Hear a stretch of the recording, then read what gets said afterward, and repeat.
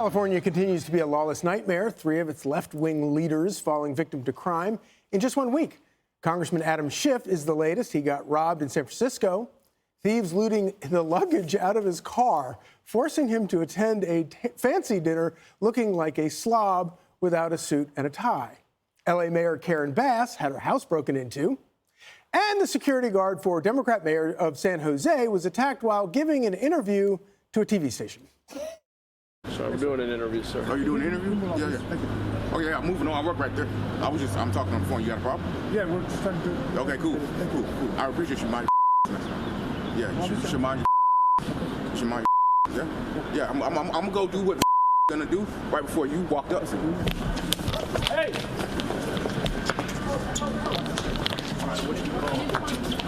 Can you call one, please? Yeah. Down. And if that isn't the perfect metaphor for San Francisco going down the drain, a neighborhood just threw a mini festival to celebrate a public toilet that cost $200,000 instead of the original price tag, a whopping $1.7 million. So obviously we want to first go to our toilet correspondent, Greg Gutfeld, who I have to say that as sharp as you always look, when Adam Schiff showed up to that party, he looked like he was borrowing your wardrobe. Yeah, it's true. Well, we do shop at the same places. That toilet originally cost over $1 million. So when someone in San Francisco says you look like $1 million, they're telling you you look like crap. San Francisco used to be celebrated as this glistening jewel of a city with amazing views. Now people have to resort to celebrating a toilet. And I get it. It's a rare feat in a city where, when anybody defecates indoors, it's a cause for celebration. What you're going to see with a lot of these left-wing politicians is that they will be forced to pretend that their victimization is no big deal because it's their own policies that led to this increase in lawlessness. So they'd be seen as hypocritical. They can no longer cite any data that the crime's going down because it's been shown to be bogus. Cities no longer submit the crime data because they're overtaxed or I should say overstretched, not to confuse people. There's too much crime to report. They don't have time to do it. So the FBI is working on partial figures. They can't figure it out. The victims reporting has skyrocketed.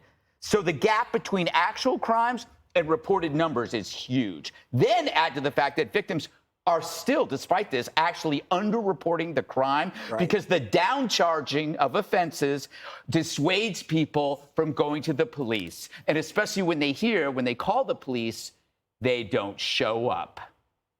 I'm not going to mock your sweater. This is an amazing sweater. It looks like something. Yeah, you're right. It's short sleeve. Even Adam Schiff would not wear that. Yes. So, Shannon, You're a good thrifter. when you go through and you look at all these crimes going on in San Francisco this week with Dem leaders, which crime do you fear the most? Well, when you think about, I've lost my luggage many times, and that can be a crime, which also leads to fashion crimes. But I would note that Adam Schiff had been warned not to leave his luggage in the garage where his car was parked. So even people there were like, San Francisco is no longer safe for you to even leave your luggage in your car. So, he's just one of the many victims that we're covering. But remember, San Francisco voters not that long ago went to the polls and cracked down on some of this stuff, reversed some policies. They've actually loosened up some of the, clamped down on the police because they recognize that what they've done has led to these policies. Now, why they're so busy celebrating the toilet, I found this, I literally thought this was Babylon Bee when I first read this, because there were toilet-themed games at this party celebrating the toilet. There were chocolate cupcakes decorated like and yes, they took turns trying the shiny new stainless steel bowl. I cannot believe there are not more important things to worry about. You read this far more deeply than even I did. So they're like toilet Olympics. Yeah. And you could be like a Dark Brandon strikes again. You could be a judge in the I don't want to know what the Olympics. competitions are. So the categories. Richard, the reason I asked that question is I was hoping you were going to talk about the roundhouse kick that the San Jose mayor's bodyguard got. So the guy that roundhouse kicked the San Jose mayor's bodyguard. So he's just looking for bread for his family. I have no idea. I mean, I have no idea what he's looking for.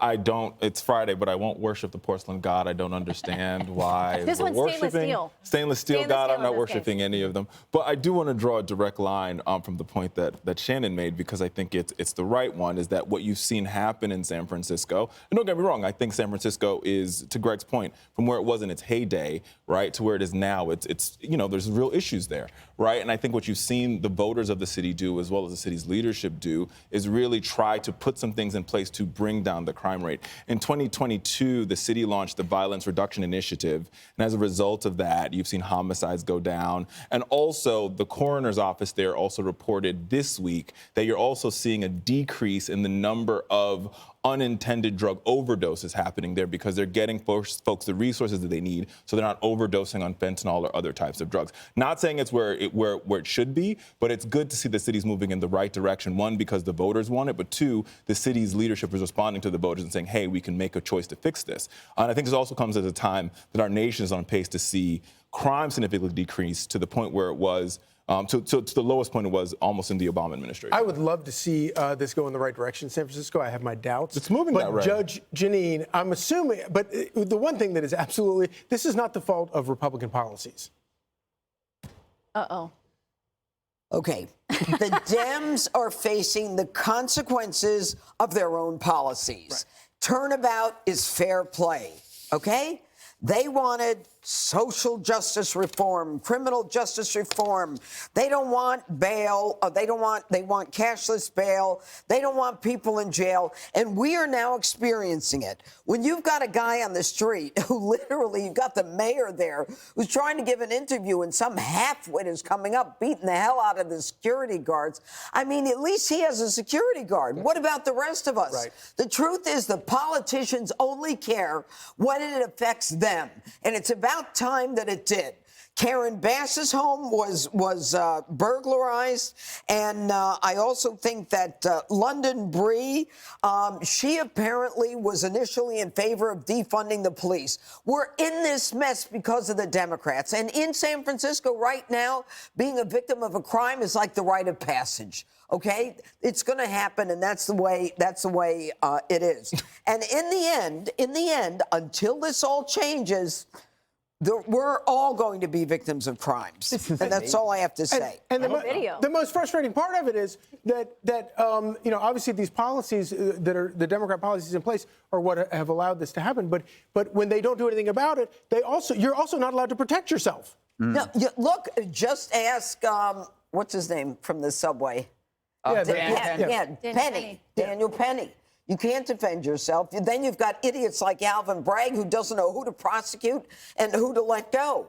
I mean, and there's a George Soros-funded prosecutor.